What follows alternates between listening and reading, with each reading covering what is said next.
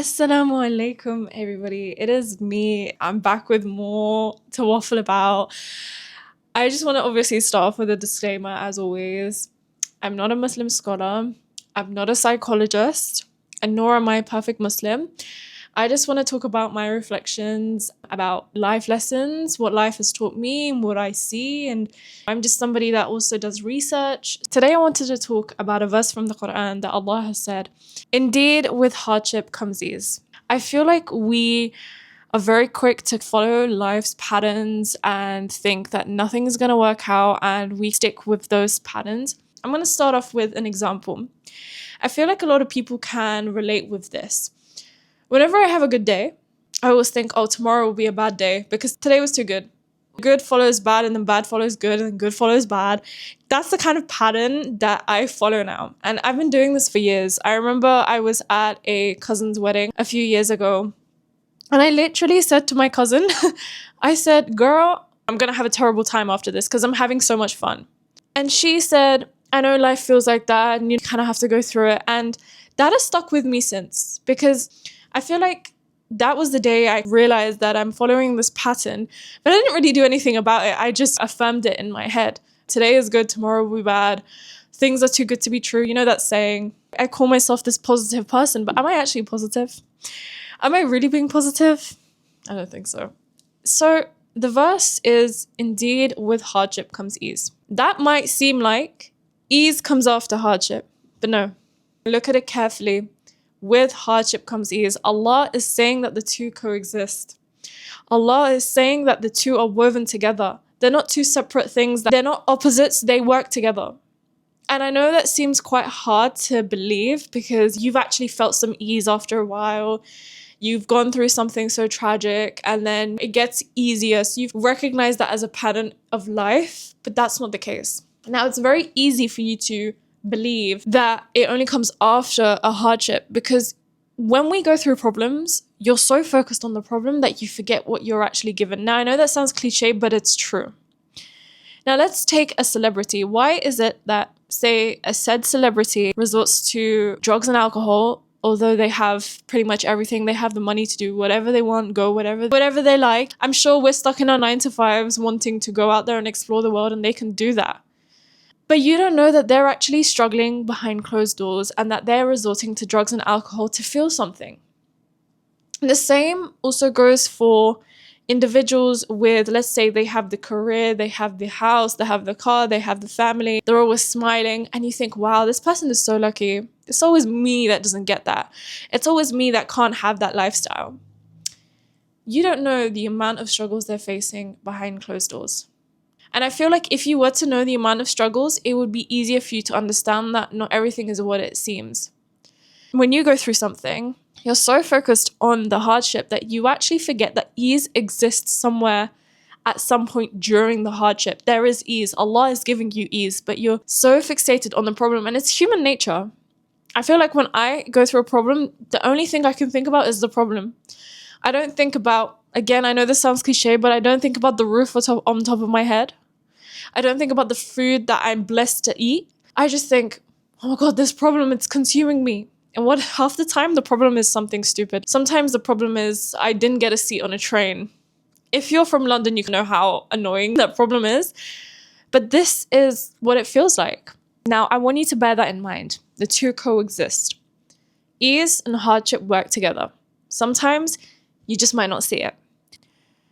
I want you to understand the next thing very carefully. Control is a drug, and the world revolves around this idea of control. And hardship is the detox from that. Now, as humans, we want to be able to plan our entire lives. We want to plan our career, we want to plan the home we want to buy, we want everything sorted by the age of 25. You want to avoid sin, you want to stay kind, you want Allah to be proud of you, you want Allah to be happy with you. And eventually, something happens. You get rejected. Your health breaks. Somebody disappoints you. You lose the business you worked so hard for. And then you're like, Allah, why? Allah, why are you putting me through this? Let me just remind you that faith is not, Allah, I'll worship you because you give me everything I want. No. The real test is, Allah, I'm worshipping you despite me not having what I want, but I'm still going to show up. And I feel like we are so possessed with the idea of control. When you're obsessed with control, what happens with that, the overthinking comes. You might actually manipulate certain outcomes in your life just so you have control. Your ego grows. You have more pride in life. And you might actually beg for things that might harm you just because you want control. As humans, we want control for everything, and we'll try our best to do whatever we can for that. And that actually leads to more danger. It leads to more problems. But when you let go of all of these things and you are faced with hardship, Allah is giving you the chance to practice tawakkul without this need to overthink, without the need to sit there and control life, because it can be exhausting. It is. And Allah just takes you away from that. You might think Allah is taking all these things away from me, but Allah is taking you away from the overthinking, the manipulation, the stress of wanting everything to be perfect. Life is not about being perfect. And I must admit, we all go through days where we sit there looking at the ceiling and thinking, what is going on? This can't be it. But when you are faced with hardship, you have those real and raw conversations with Allah. The ones where you talk about the regret in your life, you talk about the guilt, the anger, the things that you're not so proud of. And I'm sure you will not have these conversations with anybody else. And it actually brings you closer to Allah. Despite all the things that you are going through, you still get up, you still wash your face, you still make tea for the family, you still put a smile on your face. Nobody's congratulating you for that. Nobody sees that. And that is real strength. And I feel like you need to give yourself more credit for that. Now, going on to the topic of ease, I want to start off with this whole idea of becoming selfish. I know you're going to think, what are you talking about? Before I dive into just ease in general, I want you to understand that in the new era of social media, it's forcing you to believe that being selfish will get you further in life. I'm sure you've seen these videos where it's like, cut people out, people that are toxic, people that are this, it will get you far in life and whatever. The reality is, you are being made to turn into a monster because of all the little things that happen to your life. Life will always happen. There will always be problems in life. That does not mean that you turn into a horrible person for your own benefit, just so it saves you from the trouble. But trouble will always exist. I have personally come through many trials in my life, and I've turned around and said, I didn't really get much out of it. I've sat there and I've said to Allah, why did I go through that? But then after some time, I've realized, alhamdulillah, it didn't make me a bad person. That trial that I went through, I didn't turn out to be a horrible person. Let's say, for example, somebody disappointed me. I went through that test, but I came out as someone that wouldn't do the same thing to others. I wouldn't sit there and think, oh, I've been hurt, so now I'm going to go hurt somebody else. I think sometimes the ease that you have in your life is the reward of being the person that you were before it happened. And the world is full of many horrible people. And I've personally seen many people change because of all the pain they've gone through. And I'm not sitting here and saying, oh no, I'm the example you should follow because I didn't change. I'm sure I've changed in ways because of some things that I've been through and I just don't realize it. I'm sure of that. But as a whole, I don't want you to turn into a monster because of all the things that you've been through. Sometimes the ease is that Allah has given you the ability to be the good person you are. And a lot of the times you might be a really emotional person, and as much as that can feel like a curse, it is also a blessing.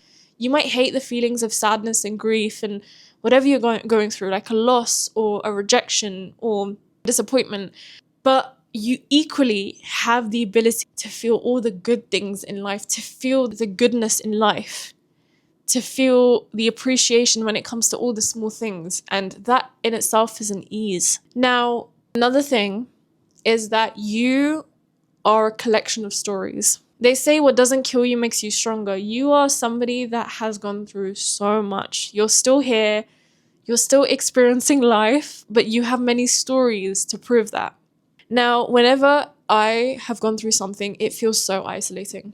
I promise you will survive, and one day you'll get past it, and your survival will be the light for others. Let's say you have gone through grief and you're grieving over the loss of somebody, and it's been a few years now and you've learnt to live with the pain. One day, somebody is talking about something they're going through, which was similar to what you had been through. And you turn around and you say, I've been through that. I know how it feels.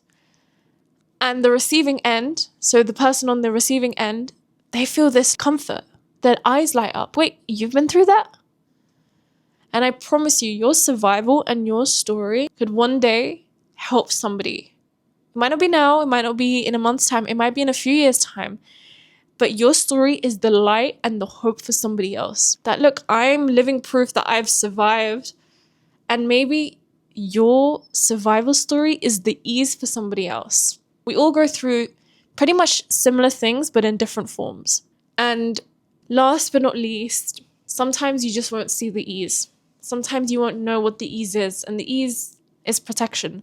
Allah protects you from things that you just cannot see. There's an unseen world out there. Allah is protecting you from it. Allah is protecting you from the jinn. Allah is protecting you from the bad people in this world. And I want to end with saying, in the morning when you get up, ask for Allah's protection. When you're going to sleep, ask for Allah's protection. Read your adhkar. I'm going to link a website in the description below where you can read the simple du'as. And honestly, you won't even know what Allah is protecting you from. Please practice your daily adhkar. Sometimes you go through all these problems, but you don't see that Allah is protecting you from something more harmful. Give me your thoughts in the comments below.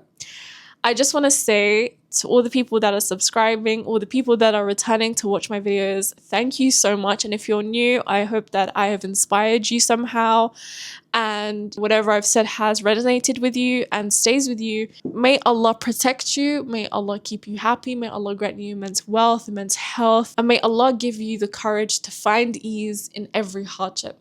Ameen. Assalamu alaikum.